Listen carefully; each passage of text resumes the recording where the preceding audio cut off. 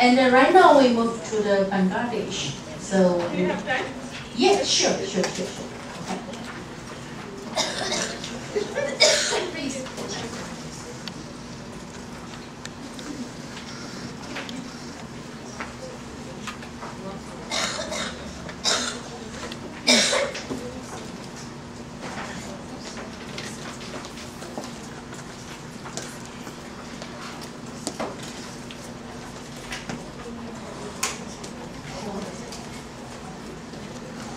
So you will press by yourself.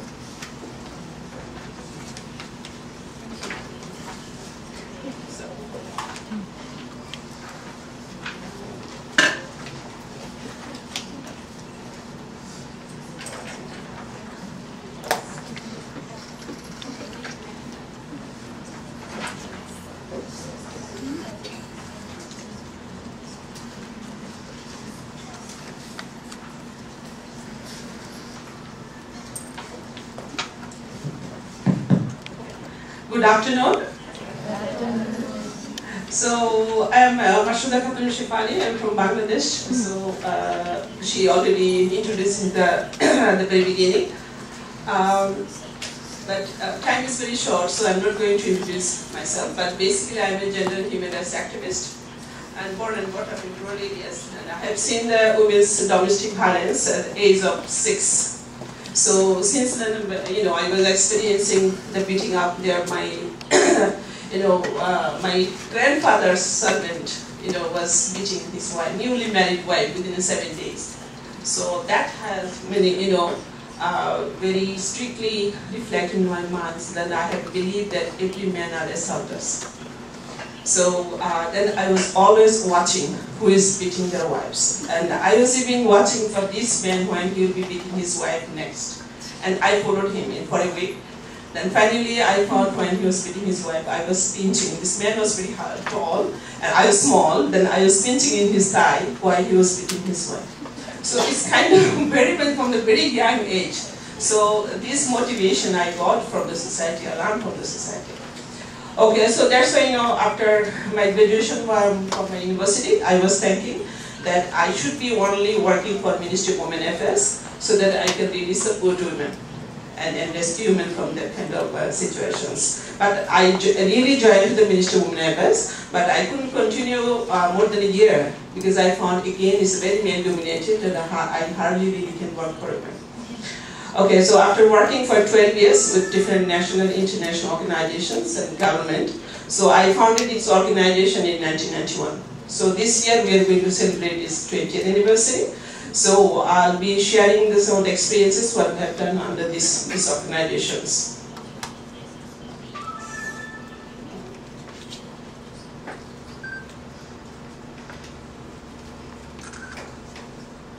Okay, you can see this is Bangladesh maps.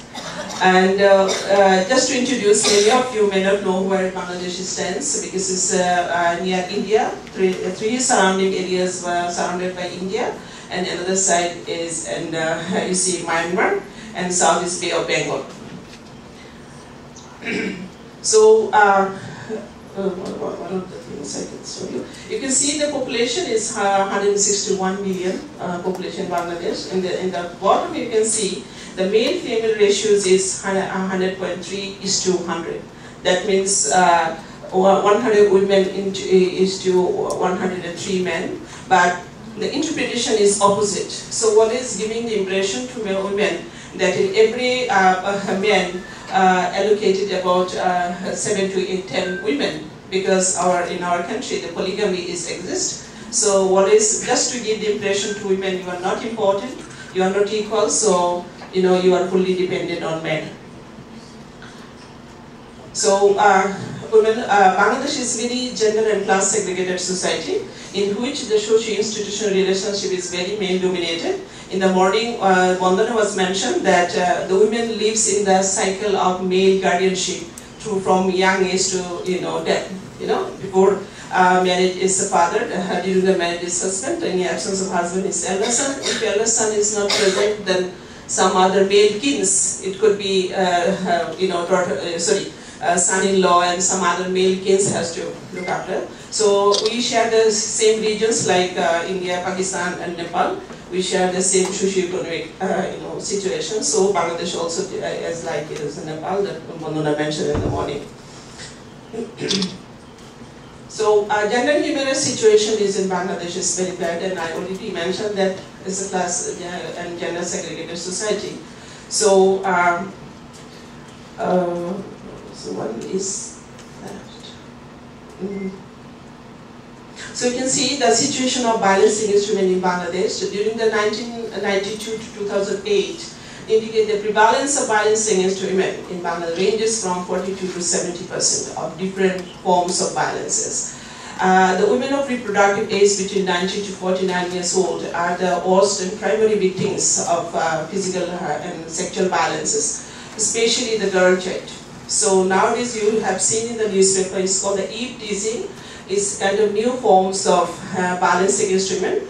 That means when the girls moves to and from schools, the young boys, even the different ages of men will tease and comment very badly, and they wanted to touch their body, or they wanted to take out, and different forms of intimidation.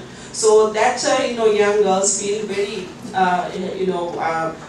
disrespect and insecure and interference to them. So many of the girls are being committing suicide, for being such a worst types of, it's not a physical act already, but it's intimidation and harassment, teasing and passing bad comments. So that's, makes the girls disturbed, so that often they drop in the schools. So the most common forms of violence is physical assault and sexual harassment. Victims of sexual assault have serious psychological problems and difficulties in social life and earning livelihoods, And but in Bangladesh, we have only addressing the sexual violence and the women survivors from the trafficking. And domestic violence are not addressing formally, because we have in Bangladesh we have large number of NGOs working. There is none of the villages or community that having without the NGOs intervention, especially microfinance activity are implementing the entire country. So other NGOs, along with their other activities like education, health, and also economic empowerment and skill training, so they are also addressing the legal education to women. And they just integrated this, addressing the domestic violence issues into their other activities. So, situation of women's shelter in Bangladesh is not like you, that all of you, a whole day you have been presented. So far, no formal or institutionalized forms of women's shelter are in place. Ministry of Women Affairs in Bangladesh has set up legal aid services to our 22 districts out of 64 districts and 136 sub-districts to provide support to victims of sexual and physical violences. And these types of support only concentrate on training, setting up the training center, camp shelters for rehabilitation of victims of violence, for offering employment, skill training and opportunity. So it's kind of combined. It's not formal, women's shelter for prevention of the violences. And also the government set up correction centers for children and orphanages, especially for the children who are engaged in crime, especially for male child, smuggling and drug businesses by the social welfare ministry. So this is very conventional and typical. This has been exist for long. But recently, our government has been set up one-stop crisis center at the Dhaka Medical College. So especially because many of the physical violences and sexual violences women comes with wounds and injuries, so that needs an immediate treatment. So they also do a lot of examination and DNA test needed for sexual violences and for the victims of violence and abuse and trafficking. For the street children, government and several national NGOs are providing safe day and night time shelters and short-term residential home for children in need of protection from the abuse, exploitation and trafficking. Some NGOs also operate residential safe homes, schools for street children, and also for children of brothels and for sex workers children whose mother are very plotting, so they don't have a place to stay. So they are putting their children for education and keep them safe and from the mother's workplace. Our organizations, I told you that I founded in 1991. I started with the Shelter and Development Center for migrant female women who are who are working in the garments industry, because it's kind of internal migration. And so all areas of rural areas, they are migrating to the Dhaka city, but they have no experiences. And after coming to the Dhaka city, many of them fall in the trap of the trafficking and forced prostitutions and and different kind of abuses. So that girls used to stay as a paying guest, paying about 700 to 800 rupees, and but still they were sexually harassed by the same family, host family, and eating lust and lust, and sexual harassment was common. From this, hearing these experiences, and I started this shelter in 1991. By 1995, I have been set up our 7th Shelter and Development Center, and over the last 20 years, we have been supported 160,000 women under this shelter. But it is also combined with other basic services, education. Especially, we were setting a night school, and we are also raising the awareness on gender and human rights, especially violence against women, and what kind of laws are available that women can claim their rights, and what are the areas and places and organizations where they can go for remedies. And and gradually, so we also providing the karate, integrated the karate training for their self-security, and so that they protect them when the time they have been attacked or being abuses. Because we think, I also believe that when women are being face physical violences and sexual harassment, or they are being trafficked, so is the women the only one can really help themselves. At that time, none of us around. So we kind of find them when the incidents have happened. So after the incidents, so we came and we rescued. So that's why we consider the violence against women is a war against women. Many of them, when we discuss that they are being murdered. So every country we have the murder. So, and most of the murders are not really pre-planned, because when they are really very brutal with their wives for the physical violences, then sometimes the man has been killed. But it's not pre-planned because of the true aggression and the fighting, and so that's also happened. So in this case, so we feel that women need to read. So we feel that women also needs to have a mental strength. So if any assaulters, not really husband, any assaulters really, beating them up, physically hitting them, so women first thing has to look at their eyes, who are the assaulters. So if they, then at least they will stop. So why they are asking. And second thing, women has to equally hit with equal force and volume. So we have to, because we just don't need to put women in isolated families, and it's a very basic action. So that's why, and the girls, especially this kind of training we introduce for the young girls in the schools and non-school going dropouts in the community. So it's also a propaganda. So in the locality, the men and entire community came to learn that, so girls are now learning their self-security skills. So it's not easy and safe to really beat them. So many of the karate training girls are challenged by the male boys. So when they were crossing the road, and they said, so after all you are a woman. So even you learn the skills, you still cannot fight with men. So then immediately the girls dropped their books in the ground, and they started fighting with the boys. And then the boys was really defeated, because the girls has the skill, boys doesn't have the skill. And another important activities we have, our legal aid assistance is not just simply legal support. So our legal support is last. We started with the social justice counseling. Many of the victims we do not rescue, and many of other NGOs does not rescue. They wanted to keep them in the family, but they wanted to challenge the issues, reasons, and causes of the violence. So why in her counterparts, or in our Bangladesh also, the mother-in-law is another very important person who commit a lot of violences, who instigate the son to really beat and hit their wives. And this is the biggest problems really to how to deal with. And sometimes there are other family members of the husband. You know, this is one of the very vulnerable issues. So that's why what we do, so when any issues comes, any victims comes to us with injury, and we provide the medical treatments, and then we do a counseling, and we keep all these addresses and contact information of her husband. Then we call her husband or other forms of the shelters, and we just negotiate. And I shared already one of the cases that when one woman came and claimed about her husband when we called. So the first thing they do, look down. This is the first time that he is not looking down to his wife, because as a social support organization, human rights organization, they really afraid us. So they say sorry. And there's one woman came, all their bones and joints of the body are broken with the stick. And when we called, and this woman went back to her parents' house, her parents and sisters said no. So it's your life, you have to deal with it, but you have to stay with your husband even it's abusive, you know.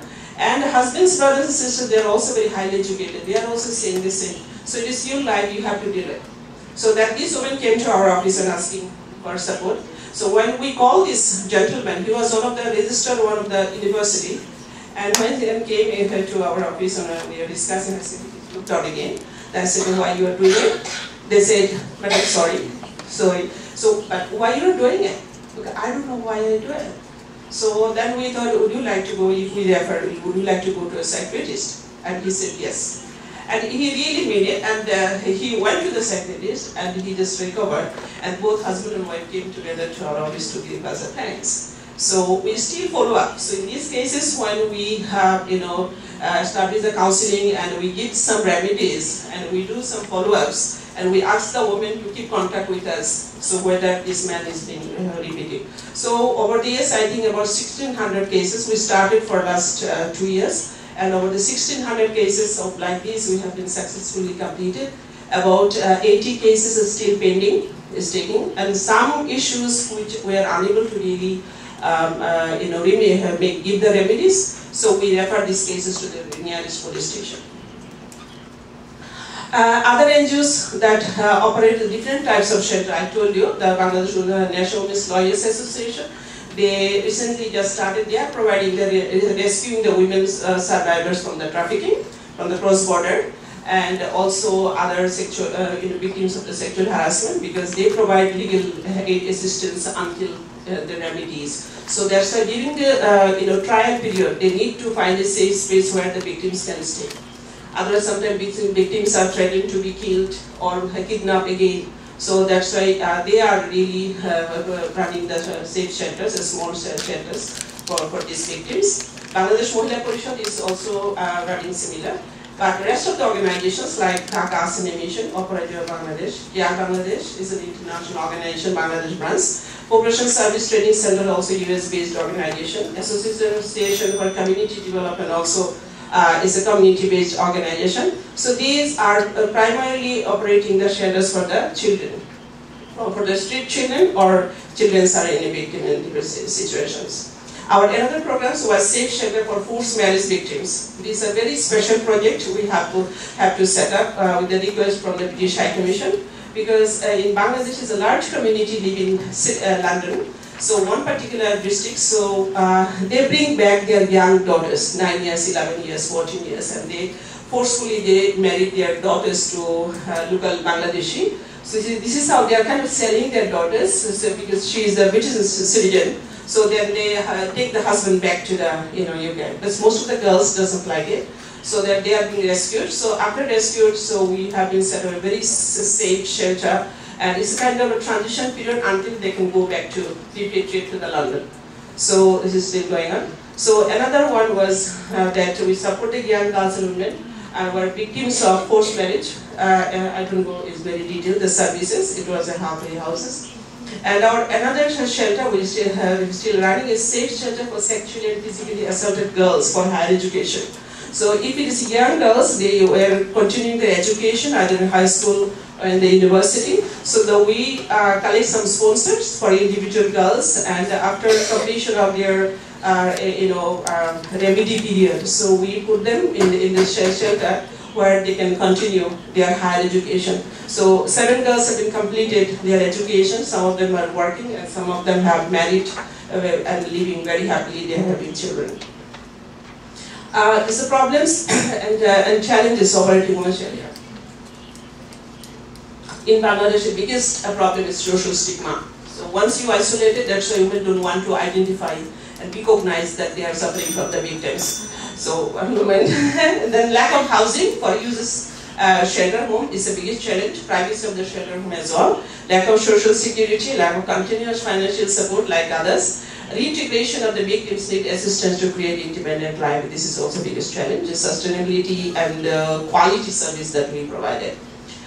And lastly, the viability, but we believe that women's shelter is not the answer, it's a temporary solutions, it's not the remedies. So we need to find a very viable long-term means of self-sustaining or ongoing challenges for most of the shelters.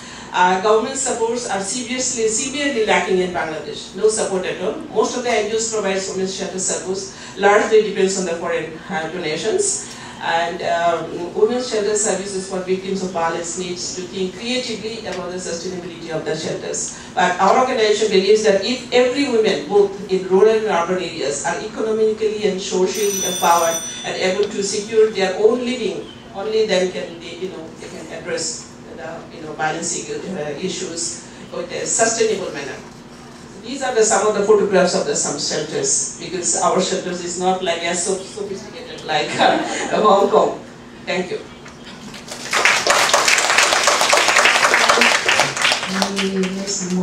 I hope we have more time.